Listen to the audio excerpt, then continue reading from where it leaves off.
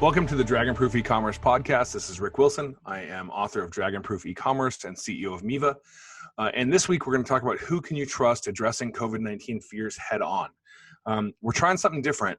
As opposed to having a guest on, what I had noticed in the last few weeks is I was getting more and more calls and texts from friends asking my opinion about how to navigate the morass of information. And so my friend and podcast producer, Chris, is going to join me to help navigate me through some questions and some clips and some tweets. And I'm going to kind of respond to things we're seeing in the state of the world. So I'll let you talk for a second, Chris. Hey, Rick. Nice to be with you on this side of the microphone. It's terrifying. Remember that I keep mentioning you every week, so finally people get to hear your voice. Here we are, folks. So I've basically worked as a content writer and in advertising and film editing before that. And so I've spent a lot of years professionally looking at various kinds of content online before we even called it that. And from that vantage point, these last few months have just been quite overwhelming. There's just so much information, so many opinions, so many developments moment by moment, so much fear, people expressing pain, and at the same time, there's a lot of hope, there's humor, there's viciousness. It's just a lot to process, and it's really hard to know what to pay attention to, what to share with other people. And so just like you're saying, like I also been getting a lot of questions from friends, like they range from really basic stuff about, what the virus is doing and what the risks are, all the way up to these really complicated moral, dilemmas and choices and stances. And so I agree. I think it's a good time for us to just check in with what kind of information we're getting and what's important and what you see it all adding up to, both for the industry that we work in and maybe a bit broader than that as well. Yep, absolutely. So, the big story right now, the big topic is this idea of opening the economy. And I really want to start there with you and just get an overview of what that means to you. What does it mean to open the economy? And is this a decision that we're waiting from the government to hear what they tell us to do? Is this something that's done on a business by business level, or is it really like an individual by individual level? What does it mean to open the economy? So it's some combination of all three things. Absolutely, it's not possible. Our president could not possibly command the economy to quote unquote open and voila, have it open. Florida, which, humorously is obviously notoriously known for a lot of the weird stuff that happens in Florida, they've currently opened their restaurants to 25% capacity. But we have an office in Florida and we polled our Florida employees and not a single one of them is willing to go to a restaurant currently. So just because there's restaurants that have seats, the public is, there's some percentage of the public, we've seen the protests and stuff in the last couple of weeks. There's some percentage of the public that, I'm going to try not to be too judgy, but they're just crazy. They're conspiracy theorists. They're down a path, they're a combination of trying to push herd immunity / thinking it's a hoax, and they cause a lot of the confusion. But the fact of the matter is, my guess is about 90% of the population is not willing to risk their own well-being just to go have a restaurant food. Now, so it's a combination of things. It starts with the government relaxing shelter-in-place restrictions, but the CDC and the WHO have provided rules for how to do that. It's based on your infection rate declining, but that requires your testing rate to be sufficient. If you're not testing anyone, then you can make your infection rate decline, and you can artificially open your economy. So really, it comes down to some steps. You start by making sure testing is broad and constant, and I think that's going to be part of the new reality for a while.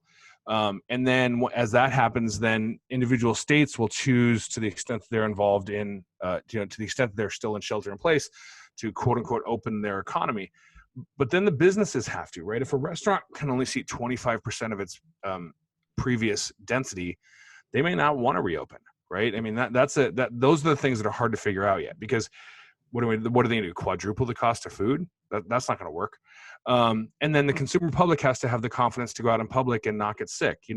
Most of us, I think, even if we think we would survive the virus, although we don't know, are worried about getting people we love sick. You know, if my Yeah. mom gets sick at 79 years old, that's a bad situation. So I think it's a combination of all three, and it's a domino effect, and it's going to take time. There is no magic wand that says, well, I'll go back to the past. Because you know what? The past is over. There's a new reality, and it's going to take a little while to figure that new reality out. So I totally agree with everything you just said. But I want to throw something else into the mix that I just heard yesterday and get your reaction to it. So I'm going to play a little clip. Okay. If somebody wants to stay in their house, that's great. They should be allowed to stay in their house, and they should not be compelled to leave. But to say that they cannot leave their house and they will be arrested if they do, this is fascist. This is not democratic. This is not freedom. Give people back their goddamn freedom. So that was Elon Musk at an earnings call from a few days ago. What do you think of that? Oh, Elon. I have a lot of opinions about Elon. He is a genius in many ways. He's also a sociopathic asshole. You hear reports about people who work for him. He does not sound like a kind human being to each other. And here's a guy who literally grew up with apartheid, and he's talking about this being fascist. You know, if you look at what we had to go through in World War I and World War II, these are minimal restrictions. And let's be honest, he's pissed off because they've shut down his production plant and he's not going to hit his numbers and his stock's overvalued. I mean, you saw his Twitter rant last week, I assume, where he said he's going to sell his possessions, and then Grimes is mad at him, and then he named his kids some weird math equation. I mean, the guy has, for a super genius, he has some real mental problems. And, you know, so that's all bullshit. Is this fascism? No, it's not fascism. This is public health policy. If we were able to give Elon an enormous benefit of the doubt, can you speak to maybe some of the emotions like behind a sentiment like that aren't totally insane? You know, this anger that we're seeing in isolated pockets, amplified by the media and social media. I mean, I think where is it coming from, and what part of it is real? So I think at some level we're all petulant children, right? I mean, you know, if you want to get down into some psychology and some Jungiism, we're all petulant children at least a little bit inside. Elon is a billionaire who has sort of turned everything he touches into gold. Like many billionaires, and this is just me being an armchair psychologist, but his petulant child is likely less in control than others. And so what I hear there is his petulant child. He's pissed that his factory is shut down. And what he's arguing for sounds logical on the surface, which is if people want to come work at the factory, you should let them come work at the factory. So okay, it's a logical argument that I can follow, and I get it. But the thing that he is not accounting for, and the thing that these protesters are not accounting for, is we have asymptomatic spreaders. You cannot see this thing. It's not like cancer, right? It's not like you're saying, hey, if I have cancer and you want to come to work, I can come to work, because cancer is not contagious. You're talking about one of the most contagious viruses we've ever seen in the history of humanity, that is just deadly enough to be catastrophic, but not so deadly that most people are going to survive, right? So 99% of the people are going to survive, but you apply that across the math of the United States. If you let 3.3 million people die in the United States, that's going to cause its own recession or depression. I mean, there's so many consequences that people aren't thinking through. Now, I can't guarantee what's going to happen. I'm not a soothsayer, but I think Elon's just being a little bitch. Yeah. Well, don't hold back. I read a really interesting tweet by this guy, Jeremy Condike, who's a senior policy fellow at the Center for Global Development. And he said, one of the biggest mental shifts I had to make when I was working on Ebola was understanding that a virus doesn't give a damn about what anyone thinks is politically realistic, operationally achievable, or publicly tolerable. You know, basically, if people in 2020, Americans in 2020, like aren't emotionally prepared, like for this moment, that is a separate issue from whether or not like there is still a substantial health risk to those people. It's an interesting point that gets really confused quite a bit. I agree with that point completely. In fact, I was talking to Russ Carroll, former CEO of Miva, and my business partner yesterday, and we were having a discussion kind of on that same topic, which is, you know, nature is if you take nature as a broad construct, right? All of nature that's not human, nature is kind of constantly, and not just with humans, but with all species, nature is constantly on the attack, right? So species come, species go, and nature is trying to kill us on the long-term scale, right? And it's essentially measure, countermeasure, right? So you go back to things like smallpox, the bubonic plague, and then humans, because of our ingenuity, have been able to overcome. We're hopeful that we're going to overcome this one. I'm optimistic we're going to overcome this one. But much like what you just said, the virus doesn't care. Or to see a quote that's been going around for a while, you cannot gaslight a virus. The virus has no interest in any of our political opinions. It has no interest in our economy. I believe the best way to stay optimistic and grounded through this is to just accept the realism of the situation. Yeah. So let's talk about what people are doing right now. And what I mean by that is sheltering in place.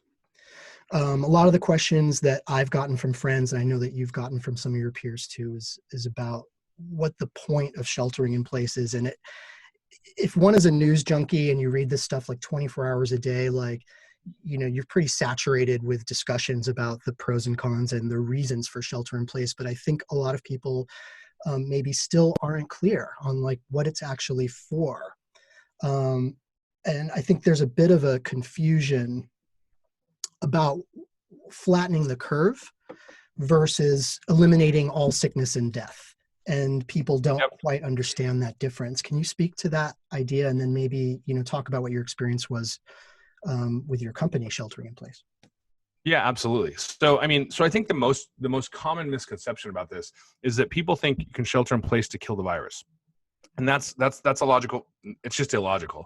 So the point of sheltering in place is to keep the healthcare system from collapsing, right? So you look at, New York's gotten it under control now, but you look at what happened in New York in the middle of March, and their healthcare system was collapsing. You had doctors dying of the virus. It was just madness. It was, people dying in their homes. The death count from New York is months from being properly counted. So the point of sheltering in place is, and the idea of flattening the curve is to provide scientists time to come up with one of two things. Either a vaccine that works, which even in the best case scenario is a year and most likely 2 years, or there's a smaller hope, but a hope that they can find an antiviral that works in real time. So it's okay to let people get it as long as everyone's aware that as soon as you have symptoms, you go to the doctor and you take this antiviral. And I can't pronounce the remdesivir one or whatever, however you say it, but there's hope with that one. There's other ones they're looking at.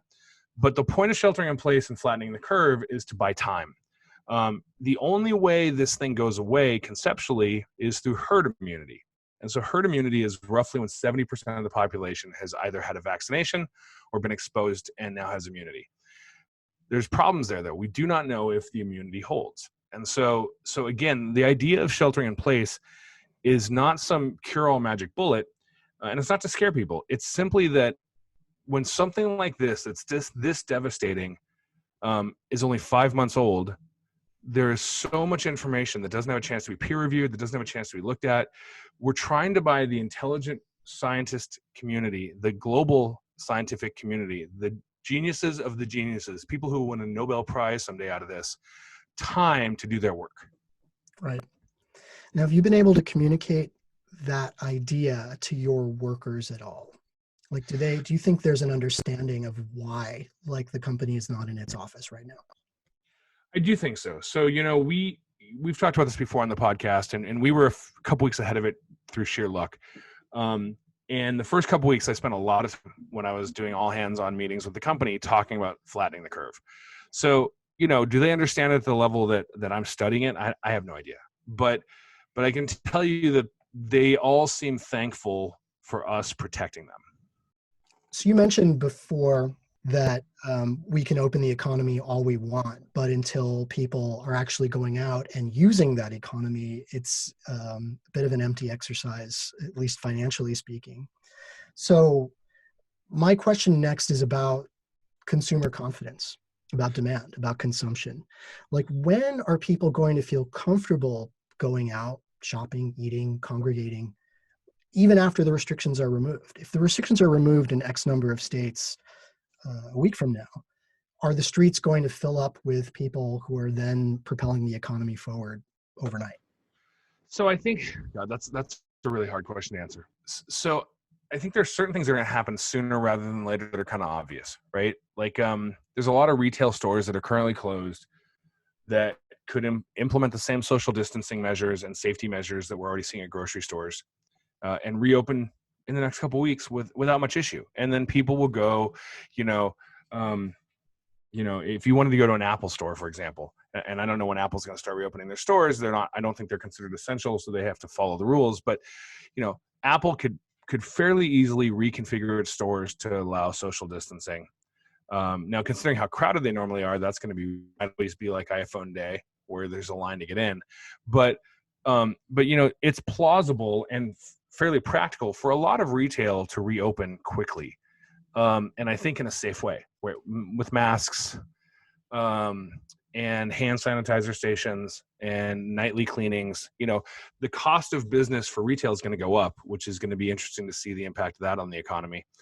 A lot of us, though, I guess I'm probably biased in a sense, but there's a lot of people whose businesses are still functional. They're just functioning in different ways, right? And then you have a handful of industries that need to evolve quickly because they're not coming back the way they were, right? You're not going to have people crowded shoulder to shoulder in a bar anytime soon.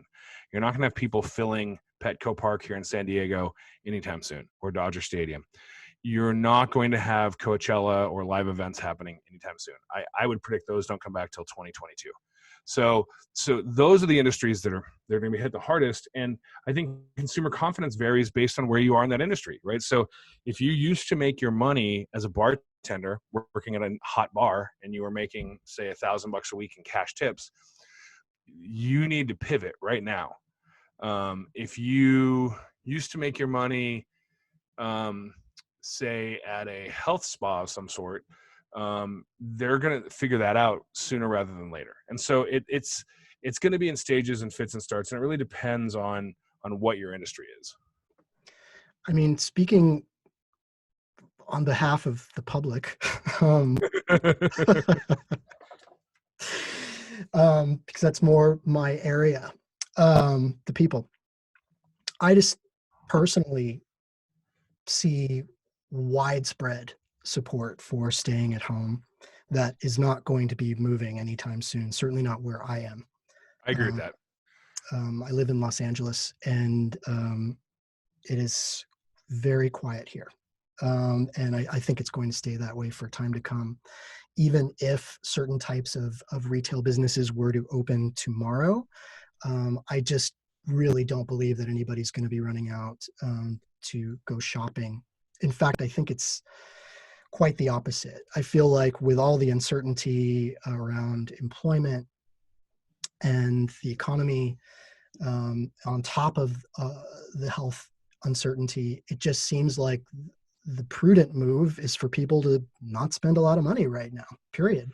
Cut corners wherever they can in their lives. And so, for me, if that's the difference between going to a boutique and buying a new t-shirt this month, I'm probably not going to do it. I'm probably not going to buy that pair of Nikes either. Yeah, I mean, exactly. I mean, I like you, I have a lot of tennis shoes, and I also have a lot of jeans, and I'm not wearing either of them at all lately. I wear the same t-shirts I wear, but I'm generally wearing shorts and flip-flops the rest of the time because no one's ever seeing anything other than top half of my body because of Zoom meetings. And I think I have a little caveat to what you described. Like, I know how much more planning I'm putting into things like grocery shopping right now. So, and I think that level of planning, as you open up more retail, and you enable buy online, pick up curbside kind of stuff, you're gonna see some of that rebound. But realistically, I think until a vaccine or a cure comes out, or until we get herd immunity, which if we have to do that via nature, that's going to be a real painful exercise. And that's assuming we get immunity at all. Until those things happen, we won't know what the new normal looks like. Right. I mean, do you think psychologically there just has to be a vaccine before the majority of people are willing to put themselves out there? Does that sound realistic? And if so, how do you marry that to this 2-year potential timeline until such a thing existed? Yeah, no, I mean, I think that's realistic. I also think a cure, though, which could come like an antiviral cure, that where you let yourself get it and then you're very careful about going to the doctor right away and taking whatever they give you, the shots or the pills to cut the virus's impact so you don't get hospitalized and die. I think either one of those things would allow the world to start stepping back to normal.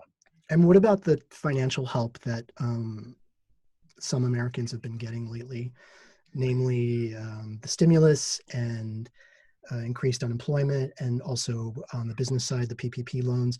Like, are these forces a substitute for the vaccine in terms of the confidence of people and businesses to get out there? At some level, they are.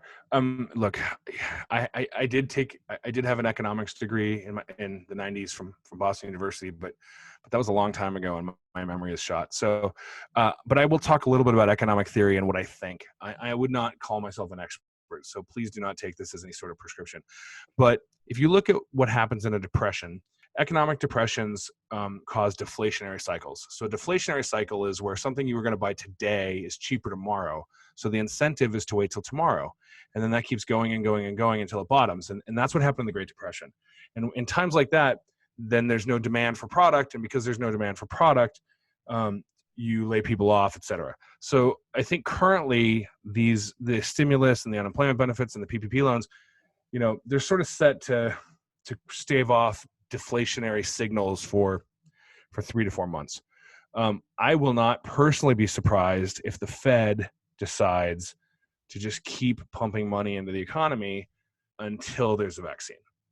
The political debate and what you hear in the news, that political theater is like kabuki theater. So it is what it is, and I can't say that those things will get passed or not, or even what they're thinking. But I do know that the way the Fed looks at the world, if you've ever followed the Federal Reserve, is their goal is to not have inflation, deflation. And so right now, if the risk is deflation, which I think it is, because if you have 30% unemployment coming because of the service economy being shut down, I think you keep putting money in as sort of a concrete foundation until that's fixed. And what about the labor market?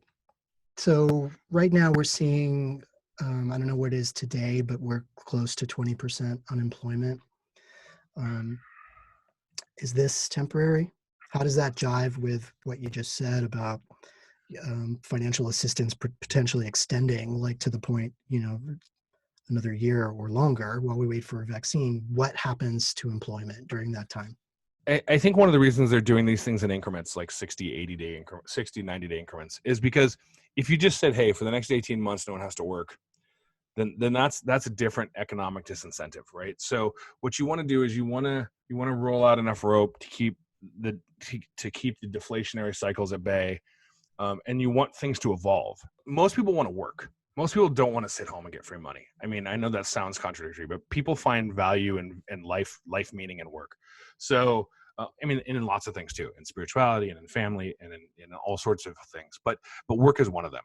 And so I think the idea is over time, and this is going to evolve, people are going to find new ways to work, right? So people who used to be bartenders are going to suddenly be something else. We just don't know what the something else is. Economic history has always suggested that during a time of massive disruption and change like this, that people will adjust their behaviors to survive in the new structure. And so what I think is you do this in phases and you slowly phase it out as people find new jobs that can work under the new structure. And I think it's going to take the same 2 years that it's going to take to figure out the solution to the virus. There's kind of some interesting angles on that I'd like to get your opinion on. Prior to COVID, in the last many years, a big topic that we've talked about a lot is the impact of automation on the working lifestyle of like the average person. And our digital efficiencies, as they grow increasingly sophisticated, going to be at odds with people being able to support themselves and work in society. And is there a threat there, or is it something to embrace? And it's interesting that question is really being accelerated right now. So how does that play into it? All these technologies we've been developing for decades could potentially be the thing that liberates people from the jobs that they can no longer work because of COVID. So I would absolutely expect that to be the case, right? So, I mean, in times of change like this, automation is going to come in as fast as it possibly can to solve for people where you cannot create safe social distancing rules for this world. And those businesses can't wait for a vaccine. You know, you're not going to shut your business down for 2 years and then just turn it back on. That's not how it works. So I think automation is going to step in and fix that. Now, history suggests, if you've ever read the Toffler's books, history suggests that, you know, when we went from agrarian to the industrial age, and from the industrial age to the information age, and I'm sure we're in a fourth age now, but I don't know what they call it. What happens is, you know, if you look back at the agrarian age, I think something like 90% of Americans were employed farming, right? And now it's like 2%. Well, it's not like the other 88% are out of work. We find new things to do. So history suggests humans will find new things to do as that happens. But the other part of that story is that there's often tension and conflict during that transition. The big picture is that I'm optimistic about it, right? I think the world comes out of this better than it was in the beginning of this. But that does not, but I would not discount the pain that a lot of people are going to experience during this transition. Yeah, and currently are. Yep.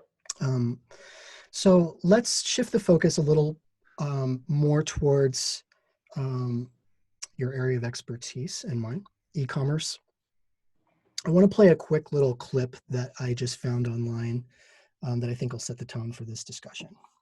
To our non-essential company family members, you're heroes too, for flattening the curve and overcoming any obstacle in your path, and continuing to support our company and the economy by buying our products. An essentially heroic thing to do, and we thank you. That's funny. You know, I was looking online for marketing satire, coronavirus marketing satires. There's about 1 billion of them online right now, and that one was by Fulfaro Animations. Want to give him full credit for that.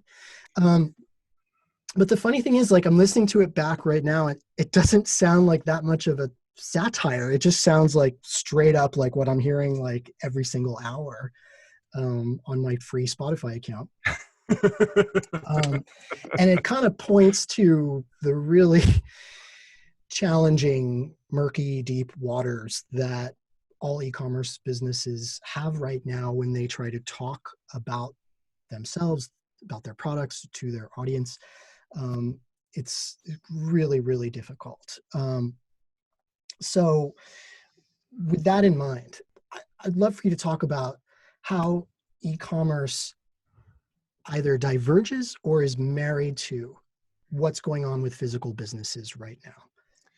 So look, I think e-commerce is critical on a go-forward basis for the new normal, right? And, you know, obviously I'm biased, and what I mean by that is the ability, you know, what you're noticing now, and as much as e-commerce has helped all of us, a lot of us, I should say, stay stocked up and survive the last 2 months, we've all seen a lot of the cracks in the system, right? I mean, I've had more Amazon problems than I've ever had. I tried to order a couple hoses and a couple, like, you know, the things you put on the end of the hose from Home Depot, and they can't seem to get the order right, and they refunded half of it, and they tried to reprocess it, and then they said it was going to be overnighted, and then they said it was going to come out in June. So, I mean, you're seeing the cracks in the systems of these companies that didn't take e-commerce seriously. I think the smaller e-commerce players are probably more benefiting from the current situation because this has been their world order for a long time. So if you're Home Depot, e-commerce has been a side hustle, if you will, and now it's the hustle. And so I think they are married to each other. I think they'll fix those problems. You know, I know what we're seeing within Miva as far as sales and opportunity goes and what people are talking to us about. So I think that sentiment is pretty broad. You know, and if for companies that never took e-commerce seriously because they thought their customers would never do it, you know, you're suddenly seeing a total about face about those groups. So, but I think they're married to each other because the thing that physical stores do is they give you the ability to deliver stuff quickly and regionally. They allow you to order stuff online and go have someone come out and pop it in your trunk for you without even talking to them. So they allow for things that I think are going to be co-joined to reopen the economy. what about the kind of the supply angle of that question? Meaning, if a large number of primarily physical businesses fail in the near term, how does that affect at the manufacturing and supply chain level e-commerce businesses that will ultimately rely on those same master sources that will be definitely impaired by the loss of all their physical business? I think that ultimately depends on demand, right? So demand is the thing that solves that, right? So if demand, for example, let's just take the craze about things like toilet paper or N95 masks or hand sanitizer. We've all been limited in our ability to go to places where we might find those things, but yet the demand has spiked. So the suppliers are matching that demand just through new channels, and we've seen that. We've seen that in real time in our own business, where customers who used to sell one thing are now selling other things because they were able to pivot to where the demand is. So I think the supply chain on that, as long as there's demand for the product, does not get impaired. Now, the obvious other question is the supply chain able to function? And that's just a different story. And that's going to vary by region and by infection rates and stuff like that. I mean, we're certainly seeing some pretty substantial spikes in people's usage of e-commerce. I mean, you don't even have to look at the statistics to know what's going on. I was able to dig up a few stats from Content Square, so take it with a grain of salt. Last week's figures compared to what we're calling the pre-COVID period, which I guess is the last quarter of last year. Overall, e-commerce traffic up 28%, e-commerce transactions up 48%, conversion rate up 17%, and so on. And this is kind of the same question I was asking you before. Like, yes, this has a clear cause. Like, what's going on right now is the clear reason for all these spikes. Yet at the same time, we've kind of been building this momentum for decades, right? Like, this is sort of like a very perverse next step of a storyline that was already going on, which was like the increasing adoption of e-commerce. Yep. So, I mean, and I don't know the source of those stats specifically, but I can tell you that those stats mirror almost precisely what we're seeing in our customer base. So, in the last, I think 3 weeks, our customer sales are up 35% overall. What we're seeing now is stuff that looks like Black Friday, Cyber Monday every week. And I can only imagine, assuming there's, people with money to spend, what Black Friday, Cyber Monday is going to look like this year, although it's going to have to happen early because shipping might take a while.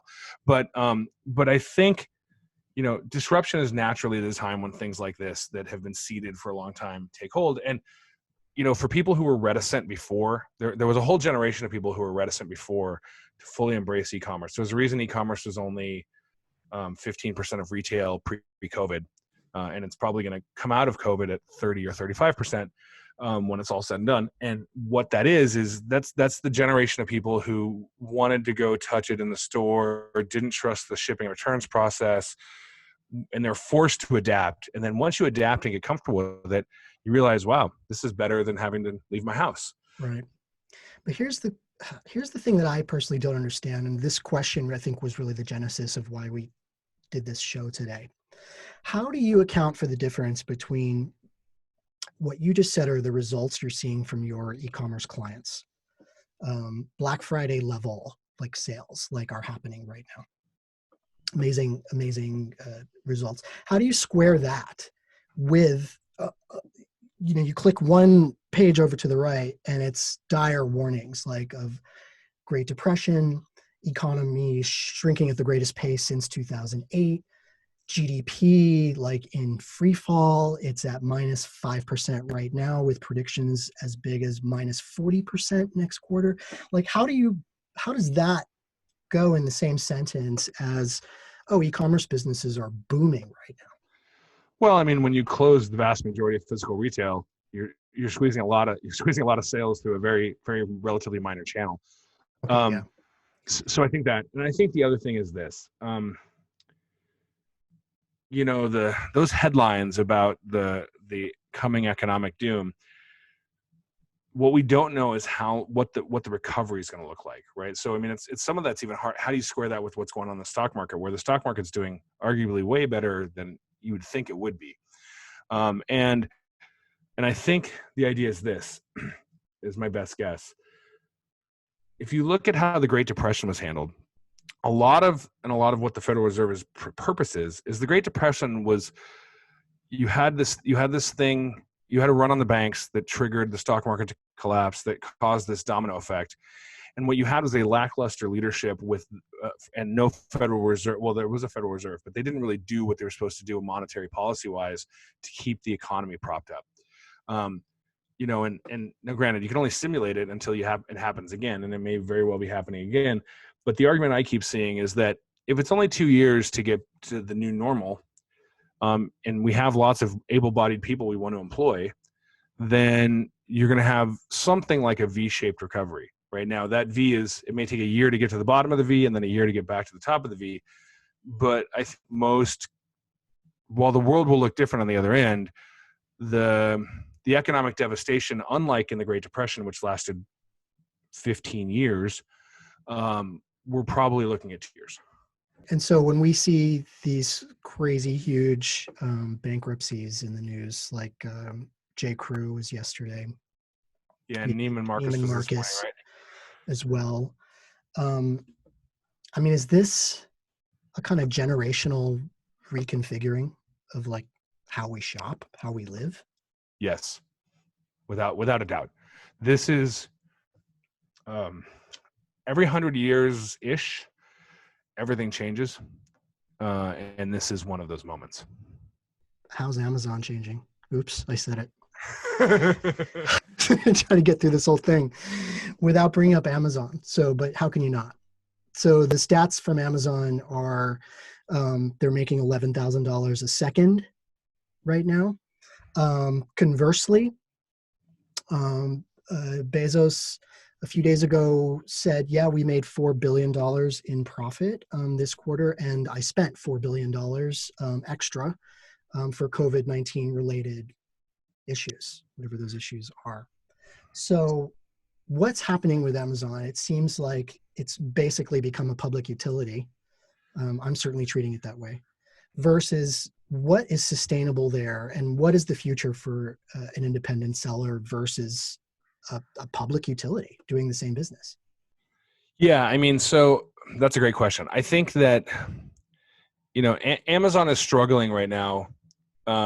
You know, it was interesting. The brilliance of their business model for so long was that they got independent sellers, you know, 58, I think, % of their sales were from third-party sellers to essentially fund their inventory for them, right? And that was the genius of Bezos pre-COVID. And suddenly they're not in control of the things that they are promising people, which means, you know, I ordered something a month ago that never showed up, and then I had to get a refund. And then I ordered something that was a rip-off of another product on accident, and it took a long time to get a refund. You can see the cracks in their system. They're very smart people over there. They will fix those cracks. But you know, to go back to the idea of this podcast and the book, the dragon found a bigger dragon. So the COVID dragon is currently attacking the dragon of Amazon. Now, do I think Amazon is going to emerge from this stronger? Yes, but I think it's going to look different. And I have yet to predict what it's going to look like. What I can say is that for independent e-commerce sellers, or even for Amazon sellers, now is the time, just in general, to shore up. You need to know how to run your own site, ship your own product. You can't depend on Amazon because you're right. It's become sort of a public utility. And in times of what's equivalent to a war, public utilities are going to go to the societal need. They're not going to go to your need. And that's can be a tough pill to swallow. Yeah. It can be a real tough pill to swallow, but you know, I also think it's a reason to be optimistic, right? I mean, controlling your destiny should be the goal of every business owner. Right. Even now, especially now. Absolutely. Right? Now. Yeah. Yep. I mean, I personally appreciate the straight talk more than I appreciate, I don't know, what we might call, you know, pie in the sky, Pollyanna kind of stuff. I don't think that straight talk, realistic talk, even if the news is bad, is a negative. I don't think it's necessarily pessimistic even. I think it's much better to be but, I read this really cool, I'm sure you agree. It's always been your mode. Serving up the bad news. I read a really cool quote on Twitter. Andy Slavitt, who was an official, a healthcare official in the Obama administration, he said this. Something that the president gets wrong right now is the public's tolerance for bad news. Bad news served up straight. Hope and plans are great, but only when they are rooted in reality. And our expectations right now are simply the truth. Like, no matter how hard it is to hear, to know that our safety matters, and to know that there's a plan in place which uses, the best thinking that we've got, and then communicates that plan with candor. I mean, that sounds amazing to me. That's what I want. Yeah, and that's what I want too. And I mean, I think, I look back on the last, what is this, May 7th. So I look back on the last 8 weeks. So Miva itself has been dealing with this now for 2 months and a week, because it was 2 months and a week ago that we realized we were going to have to cancel MivaCon and start moving to a work from home company. In 9 or 10 weeks, essentially, I don't think a week goes by where my perspective on what the future holds doesn't change. Now, what's happening is the clarity seems to be becoming more crystal, but it's still foggy. And what I experience, what I want from my leaders, and what I try to provide to my employees and people who are listening to me as a leader is that exact talk, right? If I get up here and tell you I know exactly what's going to happen, you should just dismiss what I'm saying. But if I tell you this is my best guess, and here's why my best guess, and here are the people I'm trusting, and here's how I know who to trust and who not to trust, then I'm giving you a sense of reality that's rooted in my best thinking. And that's all I can do. That's the best I can offer. And that's the best any leader can offer, is their best thinking. Absolutely. How obsessed are you with this subject right now?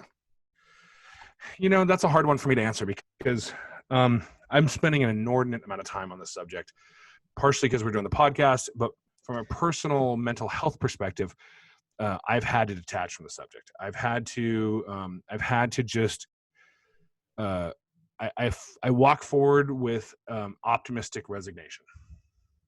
I mean, is that what you recommend for your friends, your peers? Yeah, absolutely. I strongly think we'll be fine. But I think if you're thinking we're going to be fine in 4 weeks, then you're going to struggle mentally more than if you can just set yourself up for success and think, wow, this could last 2 years. I mean, think about, it's been a long time since we've had a war like World War II. But I mean, that went on for 5 years. Now, granted, it was happening overseas, so what we were seeing was casualties. But think about being a citizen of the UK during World War II and how you would survive that when there's blitzkriegs happening, nightly or weekly, right? The way you survive something like that is you prepare, you find hope, you love your family, but you resign that it's going to keep going until it's over. And what are some of the qualities that you think comprise good leadership right now? And I'm not talking about the president or any of that nonsense. I'm just talking about personally in your life, the people you care about, the people you work with.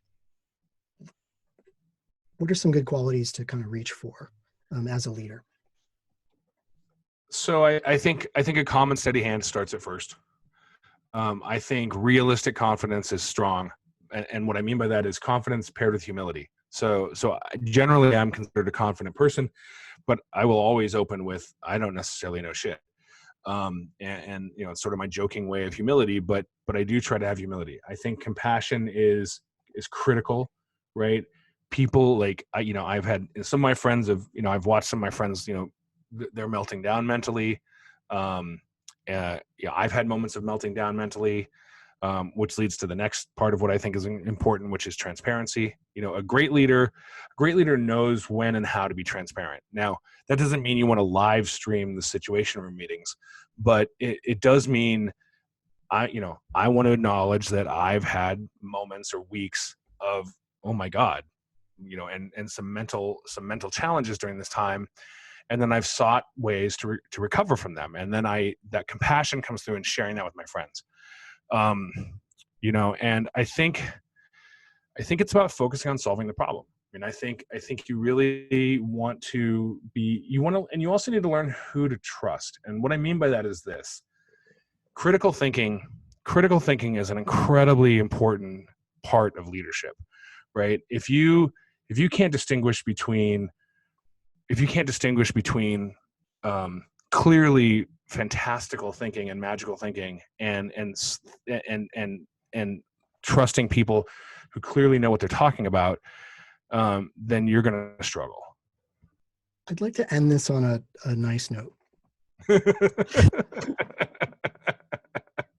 Thank you for your opinions. We're going to end it on a nice note now.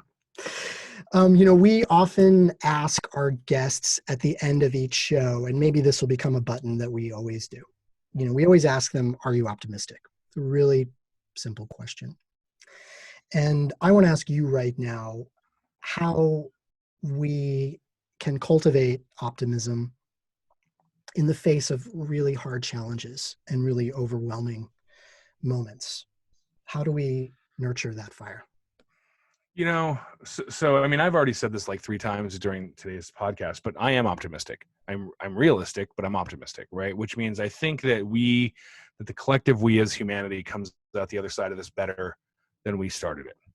And I think you cultivate that. I think that goes back to what we were just talking about with leadership. I think you cultivate that by critical thinking and discernment and prudence, right? I mean, if you're following Alex Jones, for example, it's going to be hard to be optimistic as he's ranting about wanting to eat his neighbors.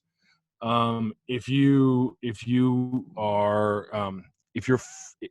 fall for the conspiracy theories, it's going to be hard to be optimistic because everything you believe in is going to keep being disproven, and you're going to end up in this cognitive dissonance dystopia that's hard.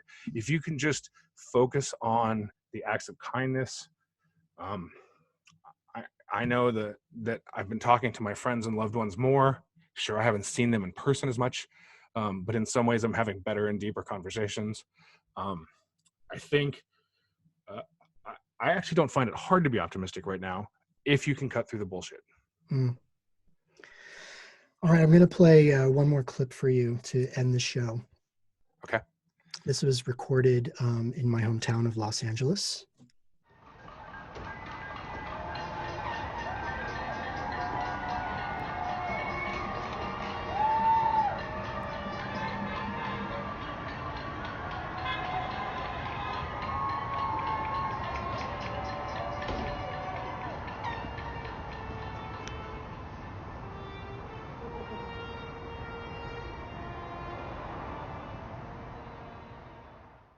So before I riff on that, why don't you provide some context? Yeah, I mean, I don't know how many cities this is happening in, but if you've seen on the news every evening in New York City, it happened in Italy as well. People come out from their lockdowns onto their balconies and out of their front doors, and they start cheering together. And the purpose of the cheer is to honor our essential workers and our frontline workers, everyone who is helping to promote health and safety right now, everyone who is delivering our packages, everyone who is making our food, all of the amazing people who are putting themselves out there for the greater good of the rest of us. And this cheer came to Los Angeles a number of weeks ago, and it happens every single night at 8 p.m., rain or shine. For about 5 minutes, there is just wild cheering outside of gratitude and appreciation. And it is so moving every single night. Do you have that where you are in San Diego? Well, yes, we do have in San Diego, not where I happen to live. I live up on a hill, and our neighborhood's a little not quite dense enough for that to work. But it's happening downtown every night in San Diego at 8 p.m. And I've seen the videos and listened to the recordings, and it's absolutely amazing. I mean, if you're looking for optimism, there it is on your balcony every night. So anyway, that wraps it up for today. Thanks for chatting with me, Rick. I think obviously this is an ongoing conversation that we're going to be having for time to come as we all try to sort through this together. Just because you can't see doesn't mean bad things are out there.